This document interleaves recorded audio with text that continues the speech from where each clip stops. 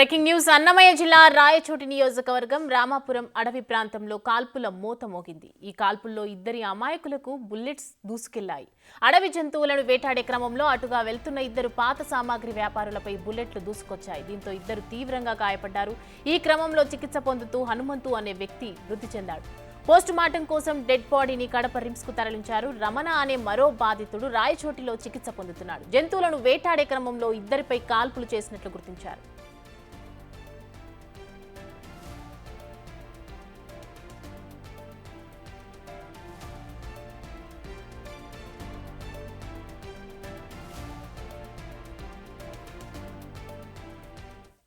రామాపురం అడవి ప్రాంతంలో కాల్పులు ఎవరు జరిపారు అనే కోణంలో దర్యాప్తు వేగవంతం చేశారు పోలీసులు. నిందితుల కోసం 4 బృందాలతో ఏర్పాటు చేసి గాలిస్తున్నారు. విషయం తెలుసుకున్న జిల్లా ఎస్పీ విద్యాసాగర్ నాయుడు స్వయంగా సంఘటన స్థలాన్ని పరిశీలించారు.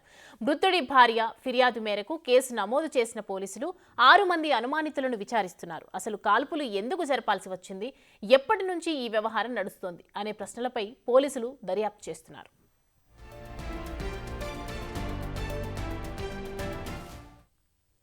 ఇదే అంశానికి సంబంధించి మరిన్ని అప్డేట్స్ అందించడానికి మా ప్రతినిధి మధు లైన్లో సిద్ధంగా ఉన్నారు. మధు, చెప్పండి, పోలీసులు దర్యాప్తు చేస్తున్నారు. ఈ ఘటనకు సంబంధించి అప్డేట్స్ ఏంటి? అసలు జంతువుల మీద కాల్పులు జరిగే అక్కడ ఇన్సిడెంట్స్ ఏంటి అసలు?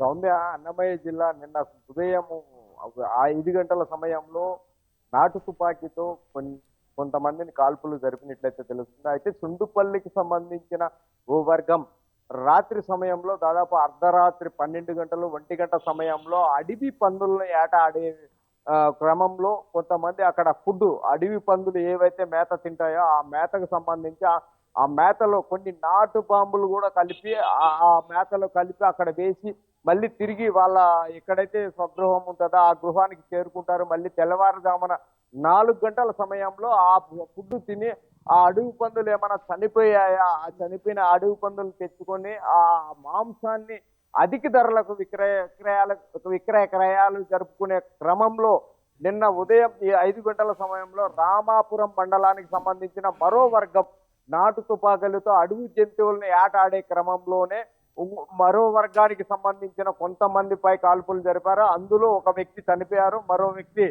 తీవ్ర గాయాలు పాలయ్యి రాయచోటి ప్రభుత్వ ఆసుపత్రిలో చికిత్స పొందుతున్నారు. అయితే ఈ సంఘటన తెలుసుకున్న తక్షణం అన్నమయ్య జిల్లా ఎస్పీ విద్యాసాగర్ నాయుడు సంఘటన స్థలానికి స్వయంగా తనే వెళ్లి విచారణ చేపట్టారు. అయితే ఆ సంఘటనలో అసలు అడవిలో ఎక్కడ ఈ సంఘటన జరిగింది అనేది ట్రేస్అవుట్ చేయలేకపోయారు. అయినప్పటికీ డాగ్ స్క్వాడ్ ని పిలిపించి ఆ సంఘటన స్థలాన్ని క్షుణ్ణంగా పరిశీలించి రామాపురం మండలానికి సంబంధించిన ఆరుగురు వ్యక్తుల్ని అనుమానితులుగా పోలీసులు అయితే అదుపులోకి తీసుకున్నారు. అదుపులోకి తీసుకున్న క్రమంలో 6 మందిని విచారించగా గత కొన్ని సంవత్సరాలుగా రామాపురం మండలం సంబంధించిన వ్యక్తులు నాటు తుపాకులతో కాల్పులు ఎప్పటి నుంచి జరుగుతున్నాయి అంటే అక్కడ ఫారెస్ట్ అధికారులని ఏమైనా విచారించారా పోలీసులు?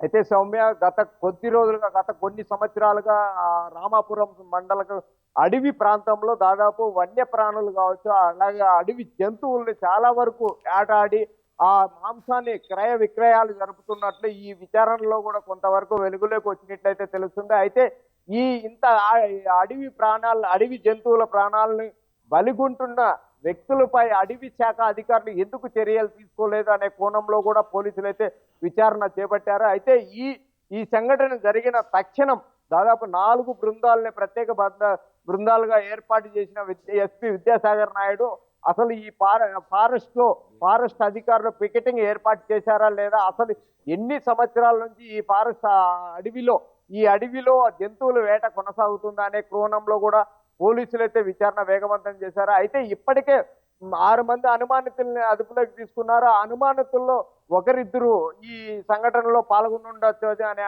అనుమానాలు కూడా పోలీసులు వ్యక్తం చేస్తున్నట్లయితే తెలుస్తుంది. Soumya, thank you Madhu.